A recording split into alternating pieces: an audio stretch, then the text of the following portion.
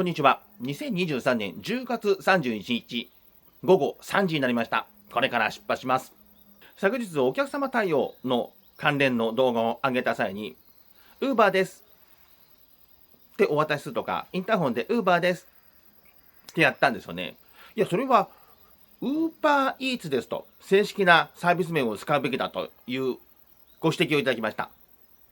私も実はやっています。でも、昨日の動画を作るときには忘れてしまいました。なんとなく Uber ですって作っちゃった。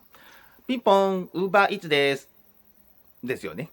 その方がいいと思います。ただですね、昨日ご指摘の方は略称を使われるとちょっと気になるとおっしゃってたんですけど、僕はあんまり気にしないですね。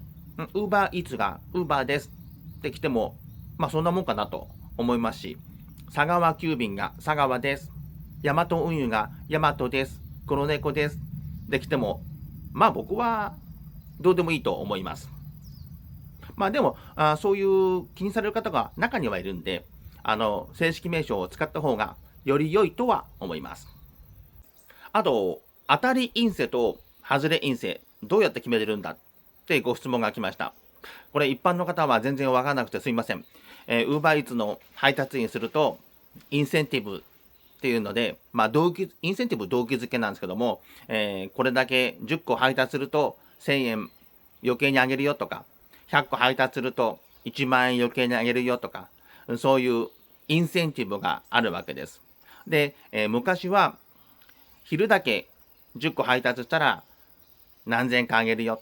夕方だけ、5個ぐらい配達したら何千円かあげるよ。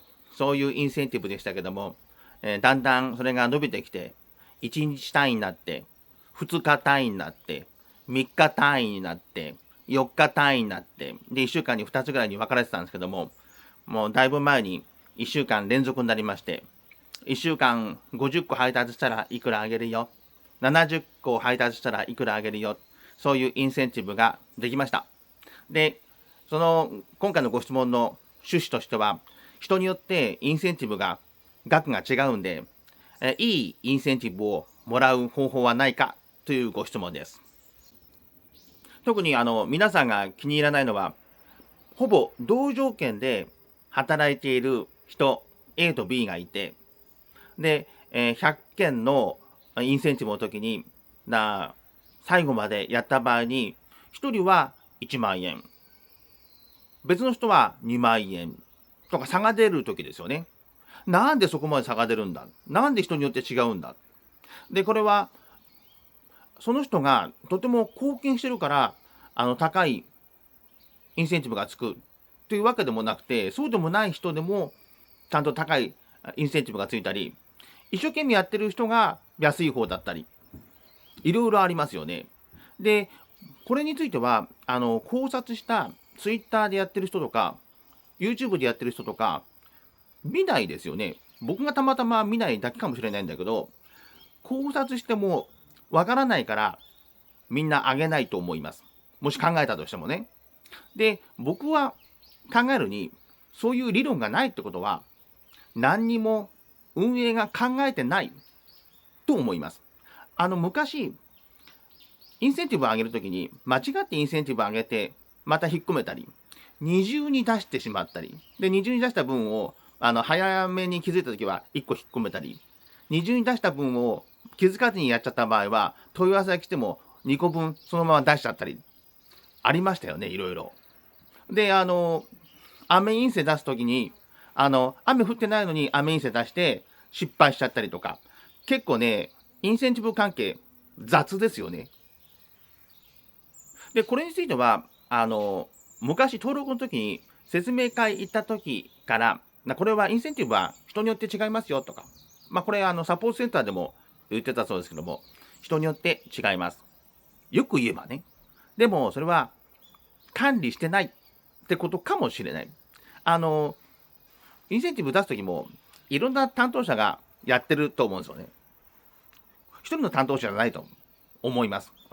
僕はこっちのやつ出すから、お前はこっち出してとか、まあ自動かもしれないけどね、その自動を管理してる人はまた別々にいるんじゃないかなと思ってます。そうすると、重複しちゃう場合もあるし、全然忘れられる場合もあるし、いろいろ出てきますよね。で、担当者ごとの横の連絡もそんな、ある程度やってるだろうけど、逐一全部整合させてやってないような気がします。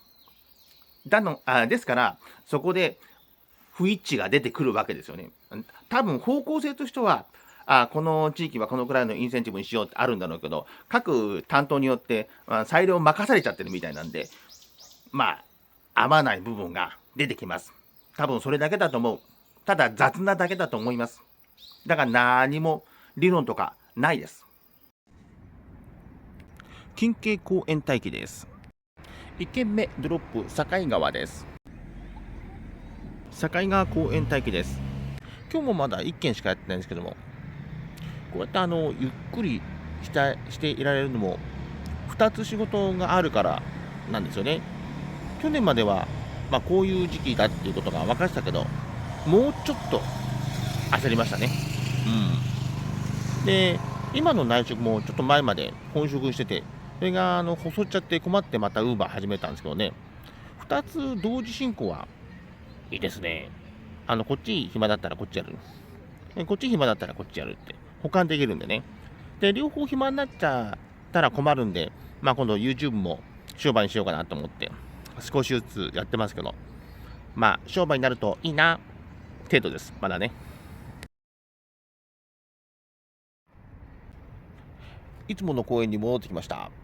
ここであと2時間半過ごします。いや、過ごしますじゃないや。稼働します。過ごす前提でいる私が言います。暇だけど 7.4 キロ530円蹴っちゃった。蹴っていいよね。距離出るだけじゃなくて山越えだもん。合わないと思うな。すみません。で、みんなで蹴っていくうちにだんだん金額上がっていくからね。誰か都合のいい人がいるかもしれないしね、いい人に回ればいいです。同じ仕事がもう一回回ってきました。 7.4 キロ541円、7円プラスされていました。7円プラスしますから、トッキビさんどうですかってことなんでね。7円じゃいきません。私は動きませんよ、7円じゃ。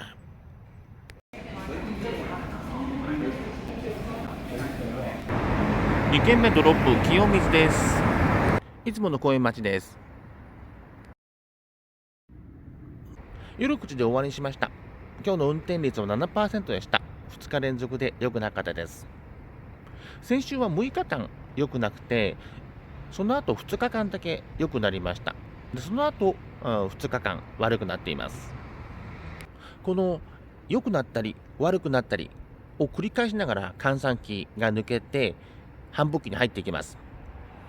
ただ自分もこのデータ取るの初めてなんで、数字で追っていって何日悪いのが続くのか、何日いいのが続くのか、それが何回あるのか分かりません。